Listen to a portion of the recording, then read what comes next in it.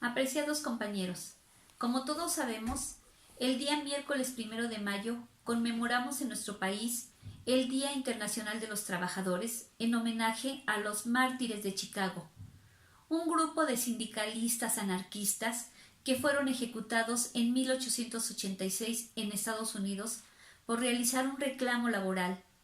Este día es evocado en la mayoría de los países, aunque en algunos es recordado en fecha distinta, como en los propios Estados Unidos y Canadá, donde su celebración es el primer lunes de septiembre de cada año.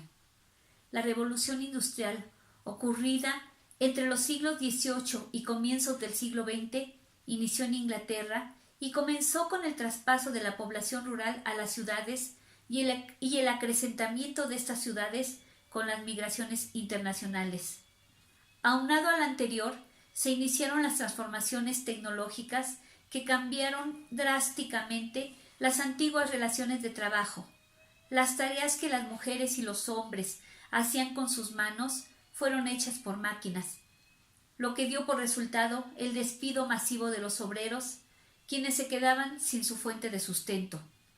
La mano de obra se abarataba y los obreros podían ser explotados laboralmente con jornadas extenuantes y pésimas condiciones en el ambiente de trabajo.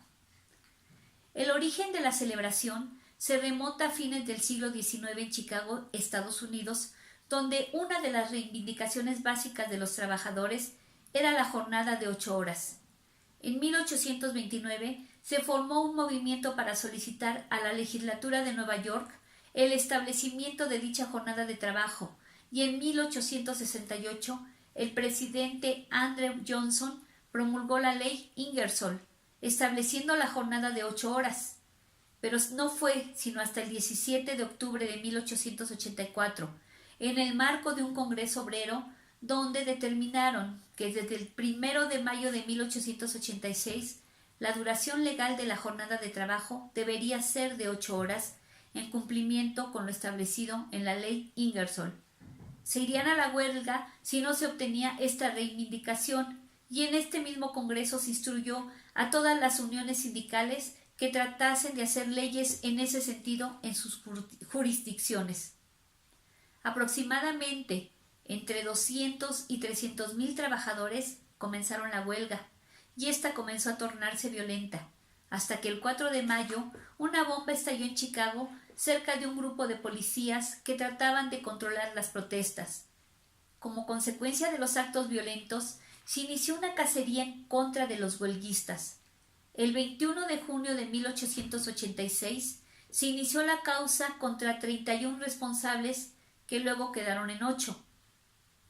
Las irregularidades en el juicio fueron muchas, violándose todas las normas procesales en su forma y en su fondo, tanto que ha llegado a ser calificado el juicio como de juicio farsa.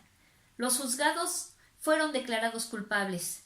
3 de ellos fueron condenados a prisión y 5 a muerte, los cuales fueron ejecutados en la horca. Los sucesos de Chicago, además, costaron la vida de muchos trabajadores y dirigentes sindicales. No existe un número exacto, pero fueron miles los despedidos, miles los detenidos, los procesados, los heridos de bala y los torturados. La mayoría eran inmigrantes europeos, italianos, españoles, alemanes, irlandeses, rusos, polacos y de otros países eslavos. En conmemoración a todos los trabajadores que murieron en las protestas, el Congreso Obrero Socialista Internacional, celebrado en París el 1 de mayo de 1889, declaró que el 1 de mayo se conmemoraría el Día Internacional de los Trabajadores en la mayoría de los países del mundo.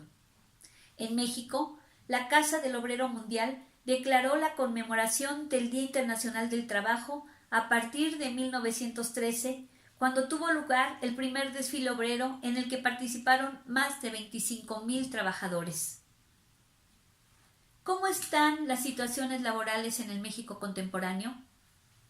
Si bien nos damos cuenta que somos herederos de una gran cantidad de derechos ganados con la vida, el esfuerzo y la sangre de muchas personas que nos precedieron, también somos conscientes que muchas de estas prestaciones no llegan a la mayoría de los trabajadores.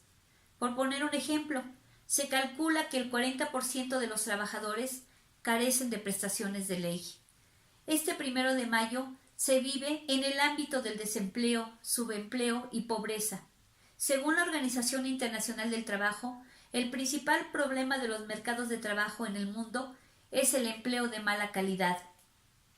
Debemos ser conscientes que conmemorar y entender las fechas históricas son cultura cívica que nos permiten reflexionar sobre problemas complejos y específicos de nuestras sociedades y plantearnos las preguntas básicas del por qué surgen los problemas y cuáles son las mejores vías para emprender su solución. Los invito a plantearnos las preguntas y buscar las soluciones, ya que es con la conjunción de nuestra mente y de nuestra voluntad que lograremos nuestro progreso hacia una sociedad más justa y equilibrada. Y recordemos que nada en cuestión de derechos ha sido gratuito, y nada lo será. Corresponde a nosotros comprometernos y ser desde la trinchera en que nos encontremos partícipes del desarrollo y progreso de nuestro pueblo. Es cuanto.